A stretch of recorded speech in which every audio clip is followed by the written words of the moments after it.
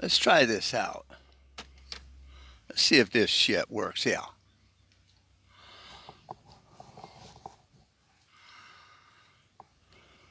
Beautiful day. It rained last night. Everything is awesome. It's our little dog on the porch. Maybe you can see her. She's very small. Little miniature dachshund. All right, well, I'm going to try recording on this different phone because it was the one we had for the My 24/7 gym we had in Benson, and decided to close that because it was membership only. And you know, I have noticed that people don't have a bunch of free money laying around anymore, and so they would stop and start their membership because it wasn't a contract-based thing. They kind of abuse that, and after a while, it's like, you know what? We're not going to pay for this extra cost. You know, it's just not really conducive to saving a bunch of money. It wasn't bad. I mean, it was a few hundred months short in the last few months, so it's like, forget it. Because every business should have its break-even points, and you just reach a certain limit, and you're like, we're done with this. And Lowe's and Home Depot do that. So if you're in business, then you probably understand how that works. So I'm going to try filming with it forward facing. This is a boring drive down Frontage Road getting on the freeway, but hey, the other phone always was in and out, focus, not focus, focus, not focus.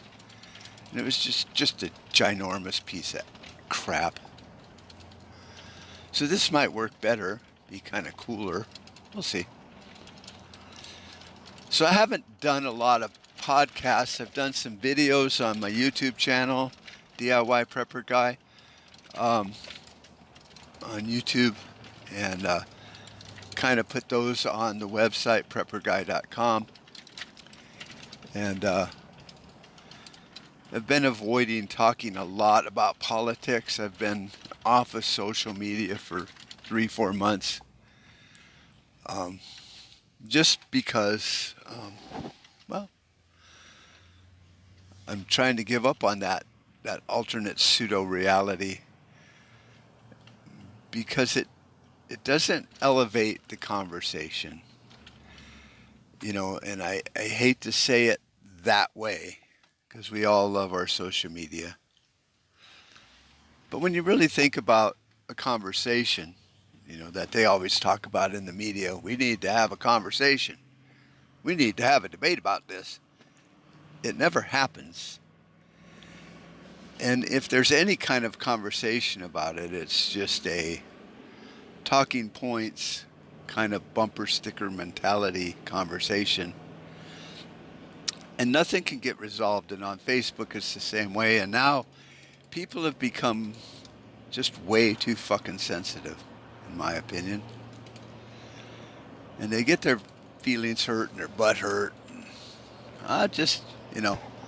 You can't discuss weighty issues without ruffling a few feathers.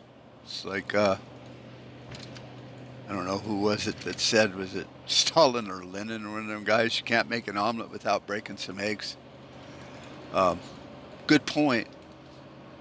Bad application. But anyway, so I don't see it furthering the conversation in a good way. And there's just too many people out there that have differing opinions. And I've said this for quite a while, if we're going to fix this country, which I believe is unfixable, so don't get any false hope because Mark thinks that we should fix this country. So it's not going to happen. It has reached a point of no return. But even if you believe in the heart of hearts that we could maybe save America, well, we're going to have to deal with serious issues. And How are we going to do that? We all know that racism is not a problem. It is not systemic. It is not the worst thing happening to America. In fact, I know a crap ton of people, whether they're black or brown or yellow, it doesn't really matter. They don't give a shit. They're tired of the government spending trillions of dollars on wars we don't belong in. There's no security issue in these things. And they're tired of losing their freedom in the name of some, you know, scamdemic or whatever you want to call it. And when you start talking about it, the media just cancels you. They'll cancel your YouTube channel, they'll cancel your social media accounts, they'll cancel you. Now, if you're a nobody like me, you would think, well, that doesn't really matter. They won't do that, but they did. You know, I talked about some of the medicines and stuff and how that was hurting people, and based on CDC evidence, and boom, my YouTube channel was gone. 200-300 videos just wiped off the face of the earth. I'm sure they got them somewhere, but they're not going to restore them for me. They might save them for the NSA to prosecute me someday, but I'm not going to have much choice of, getting them back. So we can't have serious conversations. And people, Mark, you can start these little private groups, and we can text each other, and we can talk to each other, and we can maybe make a difference. No, you can't.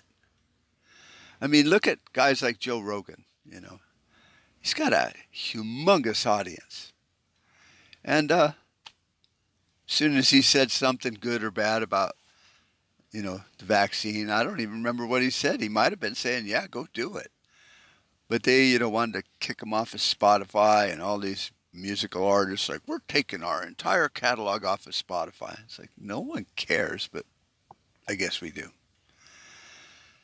So, that kind of backed him up a little bit. It's like, whoa, slow your roll there, buddy.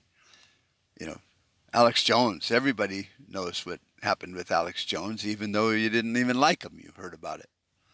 $1 trillion in fines. Bill Gates couldn't even pay that shit. So it's just stupid. So they kind of shut him up, shut him down. They said, well, we don't care about the money. We just never want him on the air again. And they might get their wish still. I mean, he's dancing around on it, but, whatever.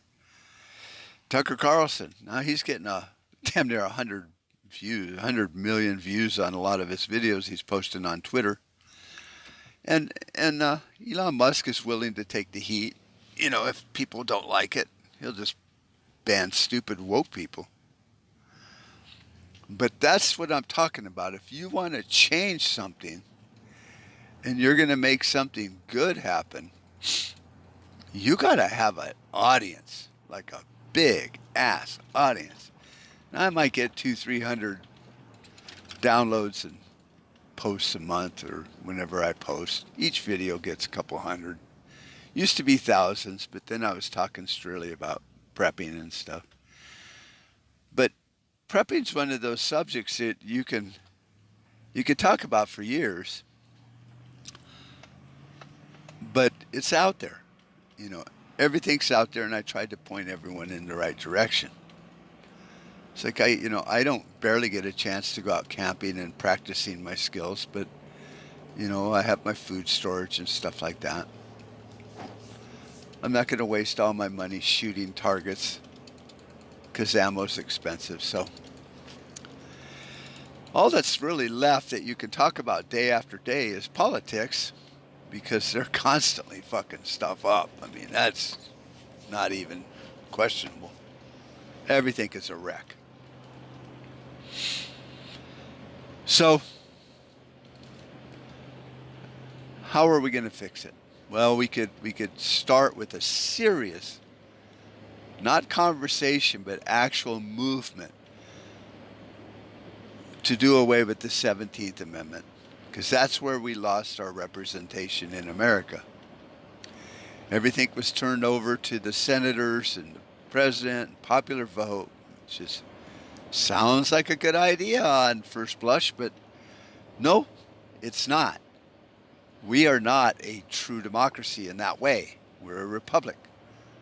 I vote for people, they're my representative, they go to the capital in the state, they pick the senators can be called and recalled at will, they're appointed, and it's not a lifetime thing, and it's not 6 years, it might even be 6 days, and they go, get him out of there, send his ass back home. And then they would, your neighbors would, your representatives would pick the electors, and those electors would vote for the president. We didn't have a two-party system back when George Washington was elected. There was 6 or 7 people ran, the Whigs, the powdered Whigs, the ugly Whigs, So with the Electoral College, you could have 10, 15 people running, and the person that got the most votes won. End of story. The guy that got the second most votes became vice president. And then we all went on our business because the president wasn't that big of a deal. The president represents the states. So the states got to pick him because the president was the one doing the treaties and locking us up into contractual agreements that the states had to honor. So they had to ratify these treaties and all that stuff. And that's what the president's job was like the spokesman. He'd go out and go, hey, let's do this, Russia. Let's do this, China. Let's do a trade deal where we make money. Oh, you want to get big and bad? Well, we'll send our Navy out there to the shores of Tripoli and blow you up, all you damn pirates. That was it. So that's why the states always elected the president, because he goes out into the world and represents the states and therefore the people of America. So that's severely changed and hindered and damaged. We could have a serious debate about racism, but it's not really there. And people just need to stop following the media. We could have a serious debate about the dangers of the media, but we're not going to. Why? Because that conversation needs to get legs within the media, and the media just will have nothing to do with curtailing themselves. Just like if you're expecting politicians to solve the problems they've created, you're kind of a fool. And so we are locked into a kind of a catch-22 or a no-win situation. And we really cannot win it because it's controlled by too many people, and we had lost control of the House, of representing. So therefore, your voice is as useless as mine on a podcast, because I can't talk to the one representative, say it's even 100,000 people or whatever, because they got it stretched all over the state with their gerrymandering.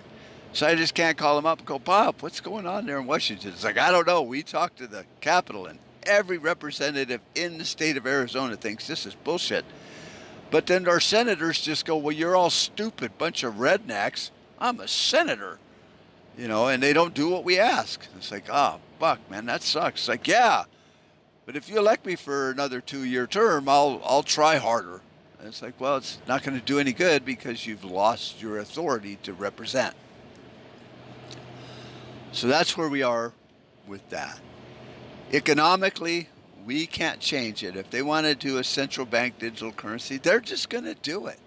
If they want to do a FedNow bank account, which they've already set up in all of our names, we just don't know it, then they're just going to do it.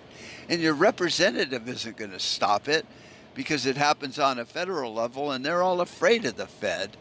And your senator's not going to do it because he's in bed with the Fed. So it's like, once again, we are persona non grata. You got this war in Ukraine, pseudo-war, whatever you want to call it, this military operation, and people go, well, Mark, it's war. No, it's considered a special military operation by Russia Just like when America created the special military operation to go into Iraq, we bombed the fuck out of them with shock and awe. That was the thing. Shock and awe. Well, they did some shock and awe on them people at 3 in the morning. They were all shock and awed out. You know, bombs. Look at them bombs. I remember it on the news. Just bombs going off everywhere. Well, you don't see that with Russia because Russia doesn't want to destroy Ukraine or Kiev. They just wanted them to stop doing certain things. And you'd have to study history to know what that was, because I'm not going to get into it. You know, but if while you're studying history, you might read how Russia has been our ally for way, way long time. I think it was Catherine the Great or whatever that, was, thought what America was doing before the Revolutionary War was a great idea and an awesome experiment. In fact, that's kind of how Russia was. They were phasing into free markets and kind of a capitalism and stuff. And they were making a lot of money and doing really well. Their people had freedom. They fucked it all up with socialism, just like we're doing. But hey, so, during the Civil War, there was Russia with their warships parked in the Gulf of Mexico and California to avoid Spain from coming in and invading us from the back. They had our six while we were fucking off with the Civil War. So, once again, they were our allies. They were our allies all along. And then we kept stabbing them in the back. After World War II, they were our allies. And everybody, I tell people that, and they're like, yeah, but look how cruel Russia was to the Germans. And it's like, so fucking what? We were at war. We hunted them down and killed them, called wolf packs. We had guys specially trained to just go track down the runners and tie them to a tree and shoot them. So whatever. I don't want to hear about it.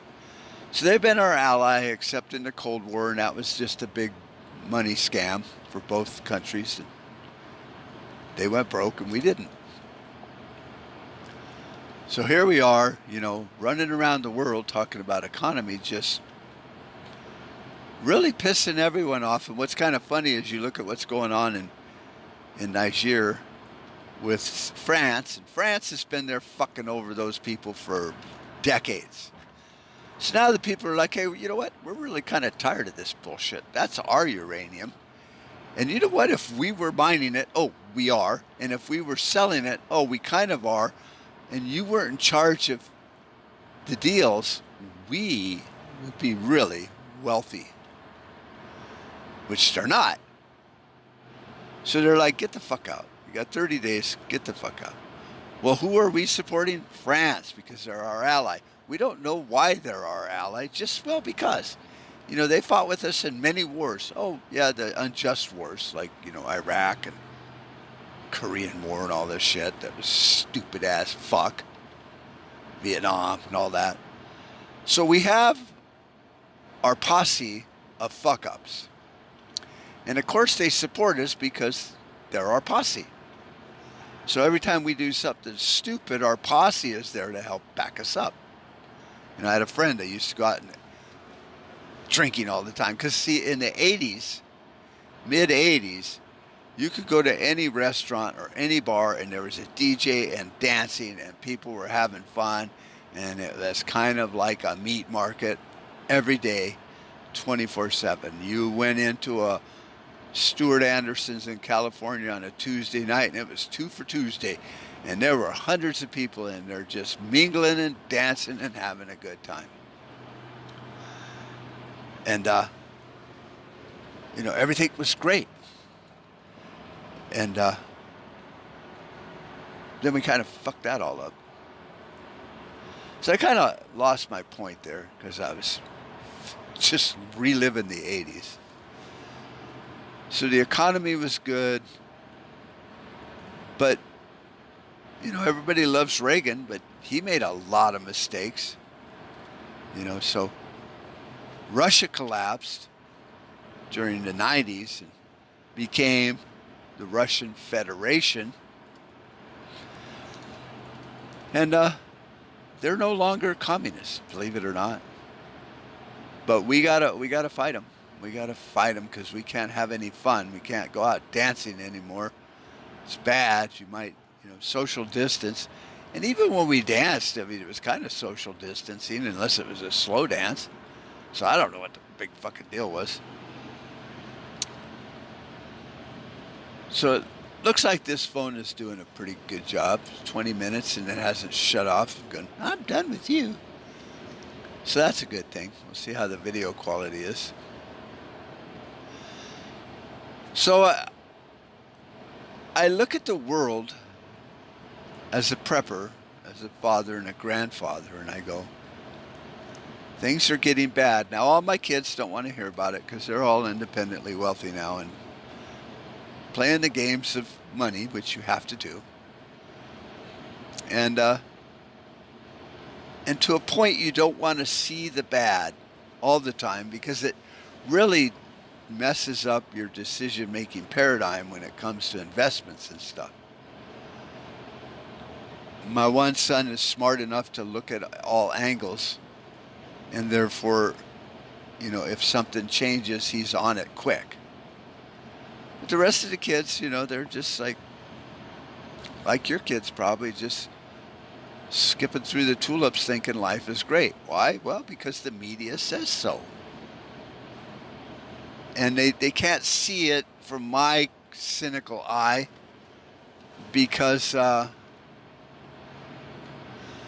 a critic. I think everything's, bucked up, and it is. I've been around the block enough times to know that when things are looking bad, it's usually because they're bad. And when they fuck everything up economically, they take us to war, which is what they're trying to do. Thank God Russia and China are smart enough to not get sucked into this, because they're old nations. Like China, 5,000 years old? They've seen it come and go. It's like giving a cop a lame ass excuse. And he's been on the force 20 years. He's heard it all. The detectives are like, yeah, I've heard that. Well, you think he's lying? No. But we're going to play along with him just to see what we can, get out of him. So Russia and China just look at it and they go, well, we're going to keep our heads low. We're going to continue to do what we're doing because we're not playing that game over there. We're not in that tournament. See, we're not playing football with Americans anymore. They think we are, and because they think we are, we can make a lot of money because we still have products to sell and stuff. But we're over here playing, chess. It's like, oh, okay. So when people go, well, what do you think Russia's going to do? Well, Russia's going to do what they do. It's kind of like wondering what your parents are going to do when you're a kid. Well, the fuck do you care? All you can do is go, are we going to go to Disneyland? Are we going to go to Disneyland? Are we going to go to Disneyland? No, they're corrupt. And they're woke-tards. And Snow White wasn't a lesbian. No. And they're like, but I want to go to Disneyland. I want to go to Disneyland. See, that's us. And then you have the parents, Russia and China, that are like, no, because we're doing this over here. Why? Well, because in 100 years, you'll thank me for it. Well, I don't want to be thanked. Are we going to Disneyland?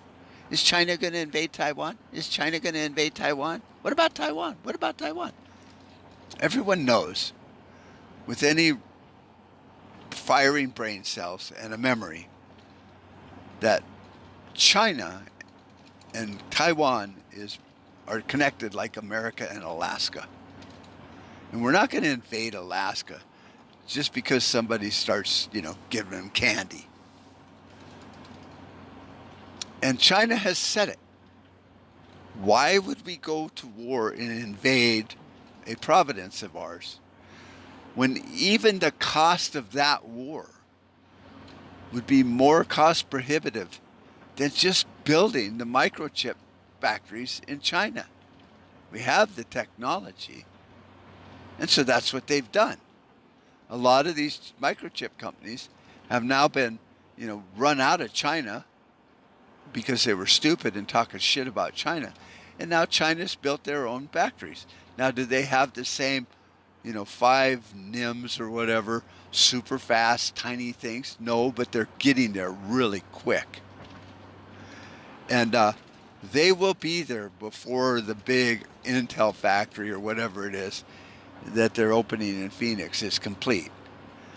They will already be obsolete by the time it's complete because that industry is changing so rapidly. And so the goal, the target that they're shooting for will already be passed, and a new moving target that China will already be hitting. So why would they invade Taiwan? And everybody's like, well, China's economy is collapsing. No, they just stopped sending us shit because the orders are down. Because why? Oh, because we're not buying stuff? Maybe it's not, we're not buying it because China's not making it. Maybe they're not making it because we can't afford to buy it. And they're dumping our bonds, meaning our dollars.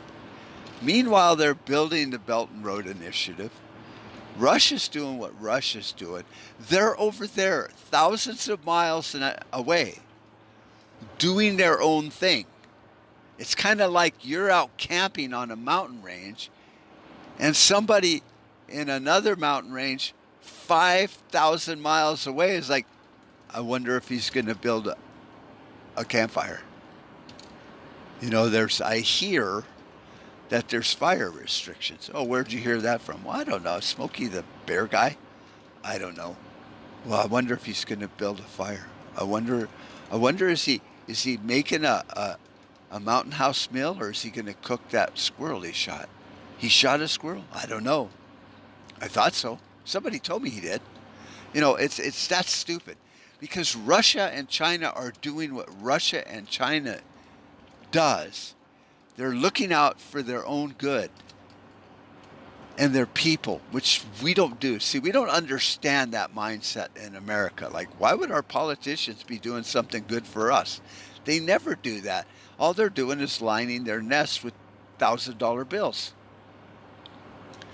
So it's like, we don't know what they're doing. We don't understand what they're doing, nor are we being told what they're doing. All they're saying to us in the media is, whatever they're doing, it's to hurt you. And we need to understand that really the opposite is true. What we're doing in the world stage is designed to hurt us as consumers and Americans. So the consumer part's already starting to hurt. And so when China and Russia and all these other 80% of the world just go, we're not using dollars anymore. They don't have to have a currency. They don't have to have a CBD. They don't have to have a BRICS dollar. All they have to do is just start using something else. And they're doing that. If you're in India, you can buy oil with rupees. You can buy wheat with rupees. You can buy fucking cornflakes with rupees. And if we want to sell them our cornflakes, we have to now take their rupees. Because when we say, well, you need to convert it to dollars, they're like, okay, 1 rupee's worth $1,000. We'll take 10 of those boxes and 100 of these and 5 pounds of T-bone steak. And we're like, well, we're not going to give you that kind of money for it. It's like, well, that's all your shit dollars are worth. So we'll buy it through some other organization. Screw you. We'll make our own fucking cornflakes. And that's what the world is doing now. So you can go on with, your rose-colored glasses on thinking everything's going to be great. And they're not going to do away with the US dollar. And that's true. They're not going to do away with the US dollar. It'll still be here. Just like in the 70s and 80s, Mexico still had their peso. They didn't do away with it. We didn't do away with it. We just said the peso is worth 5 cents. It's like, no, it's $1 to us. It's like, well, good. To us, it takes, 20 of them to make one of our dollars. It's like, oh, okay. So that's why you could go to Mexico and get a meal for 5 people for, $4 or $5. Because that to them was like a lot of pesos. And we're still doing business in pesos because their economy was set up that way. One of my friends is Mexican. He has a house. He's American, but his wife is Mexican. She has dual citizenship. And he's building a house in Rocky Point. And I was like, what's the cost of living like? And he goes, well, my water bill is a little higher than my electric bill. And I go, really? And he goes, yeah, because it's not metered. They just charge you to have it on. And he goes, so that's $5 a month. I was like, what? And he's like, yeah, electric's $2.50, $3 if I use it a lot. I was like, what? He's like, yeah, but that's metered. So he goes, you gotta have the meter spinning a little bit or they'll just shut it off. You're not using it. So he goes, it's $2.50, $3. Might go up to $5 when we move there. Turn on the air conditioners and stuff. So see,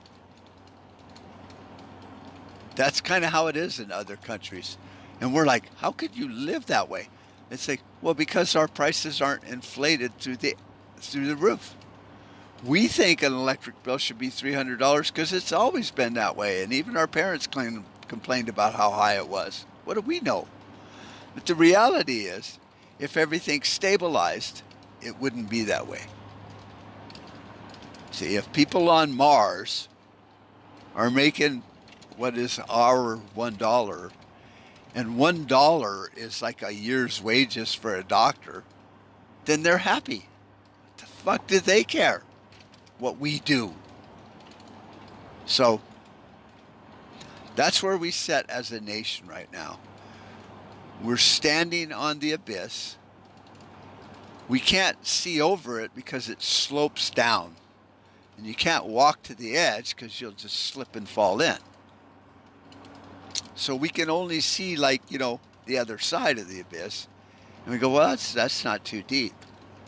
But the reality is it's very deep. And we can't see in and see the rest of the world's economy. We could if we paid attention, but we can't. So you can't see that Russia and China are doing things. They're not doing them to hurt us. They don't even care about us. I didn't add on to my house to make my neighbor feel like a schmuck. I just added on to my house. Why'd you do that? Because I wanted it. It's like, oh, I thought you did it because you hate me. No, I don't hate you at all. Don't even think about you, actually. So what they're doing in Russia and China is to help their people.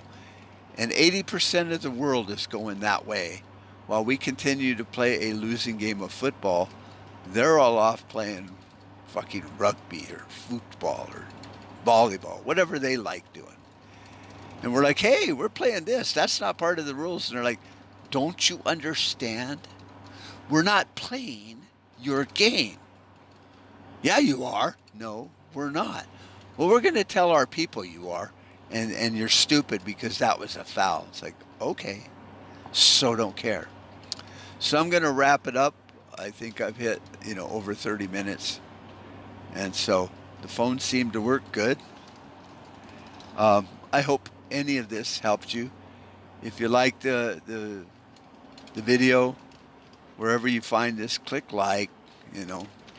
Likes always help. If it's on the podcast app, then same thing, hearts, likes, whatever. It helps. Their little algorithm. Little fucking algorithms. So anyway, I hope you got something out of it, and I'll talk to you guys all later. Bye-bye. We've made too many compromises already.